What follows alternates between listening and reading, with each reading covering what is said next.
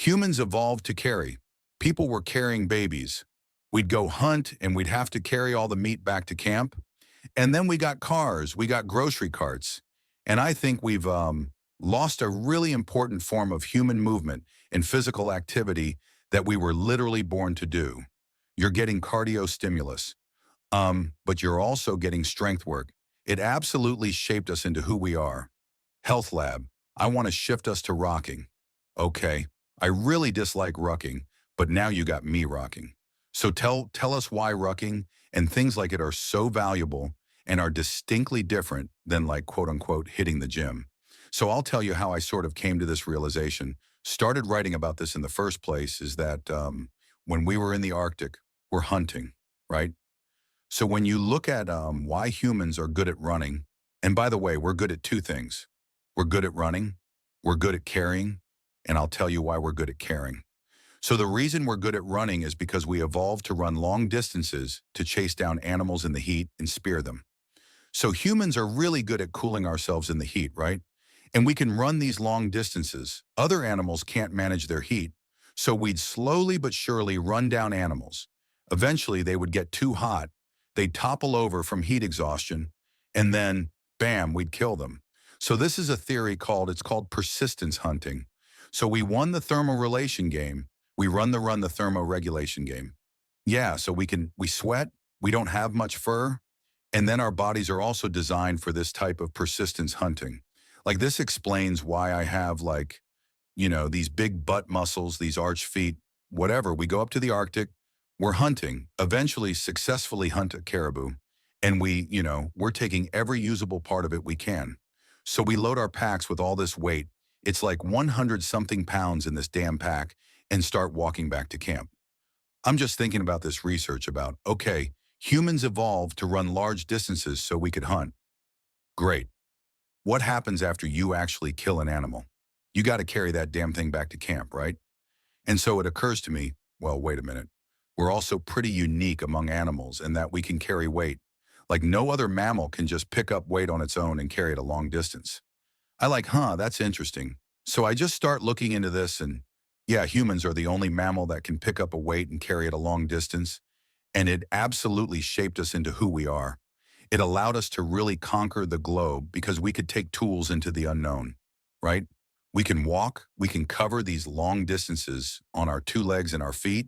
Our hands are freed up to carry our tools, to carry whatever it might be, and it really turned us into who we are.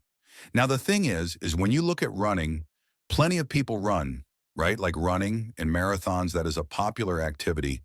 But how many people are just like carrying weight as a regular form of exercise? The answer was really not that many. I'm thinking like, okay, who actually still maybe does this? And it turns out it's the military.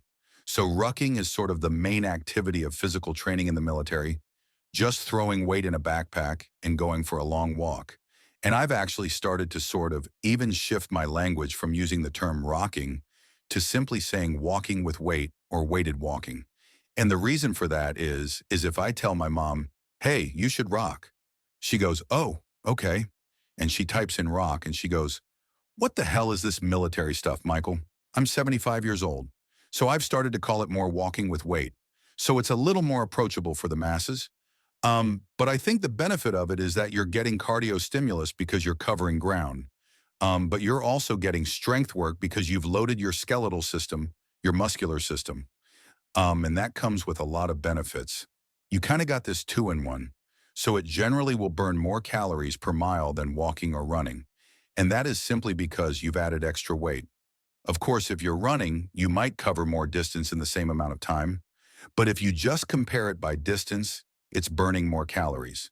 And I think it's one of these activities that can really fill in gaps in people's training. And to what you sort of alluded to in your question is, there's a variety of reason it fills in gaps. But one of them is simply that it gets people outside. Like there's a lot of gym people who are like, yeah, I lift all the weights, but like, I'm not doing that running thing. A lot of people can't run. And like, oh, by the way, walking feels a little too easy. I'm not going to do that. So if you can throw some load on someone and have them go for a walk, it gets them outside, helps them preferentially burn fat, it seems, compared to something like running. So there's this interesting study, and I'll caveat this by saying it was a very small study. I think it was only 12 people because they could only find 12 crazy enough people to do it. It was on backcountry hunters in Alaska.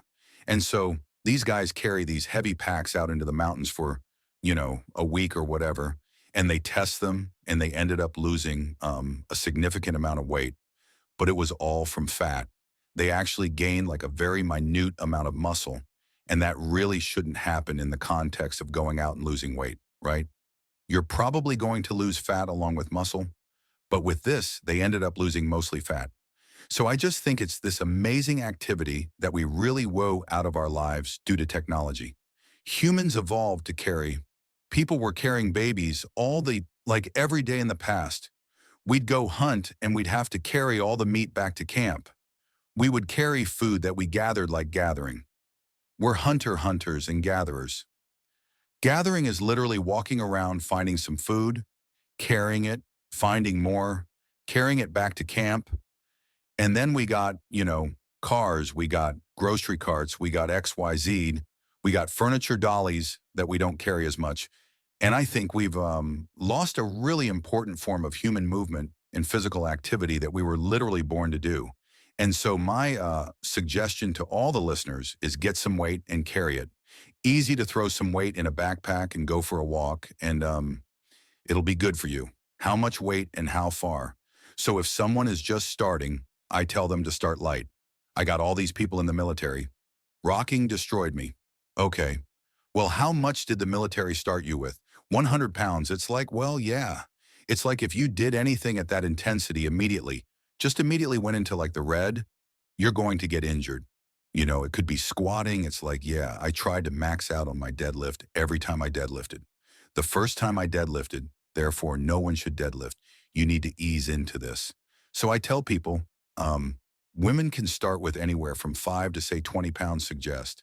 Men anywhere from 10 to 30, depending on your fitness level. I would rather have someone really ease in and sort of get used to it, because a lot of people will say, yeah, I went a little too heavy and it really sucked. Like, I want you to sort of on-ramp slowly, and then from there, you can build up over time. And so I have plenty of, women who might weigh 130 pounds who now use 30 pounds, which is a significant amount of weight. I'll have men who, maybe they started with 20 and they're like, that's way too light. Like, I just have too much of a base of fitness. It's like, okay, good. Well, I'm glad we started there though, so we know for sure. And then they've ramped up to say 40, sometimes 60. I mean, for me, my sort of go-to weight is probably 35 to 40 pounds. And I find that that's a weight where it's uncomfortable. It's challenging, but it's also not so soul-crushing that I'm like, I got to end this walk. Like, this absolutely sucks. I can still enjoy it. And of course, I'll go heavier sometimes if I'm going really far. Sometimes I might be like 20 pounds or something. You know, I think it's really just like start light, take a walk, see how that feels. Doesn't have to be too complicated. Yeah, I said I hate rocking, but I love the way I feel afterwards. Maybe that's the form of exercise I don't like there. I just outed myself as not liking a certain. I find that it forces me to pay attention to some of the smaller stabilizing muscles. Like, you can't be as loose with your gait. You have to be pretty thoughtful, especially if you're hiking. You can't stride too long here or there. It just naturally keeps you moving more like a packed mule, hmm which I think can be helpful. And I do notice that when I take off the rucksack or the vest on a different day and I run, I definitely feel faster and lighter, just by way of comparison. Probably a real change too, due to the small stabilizing muscles.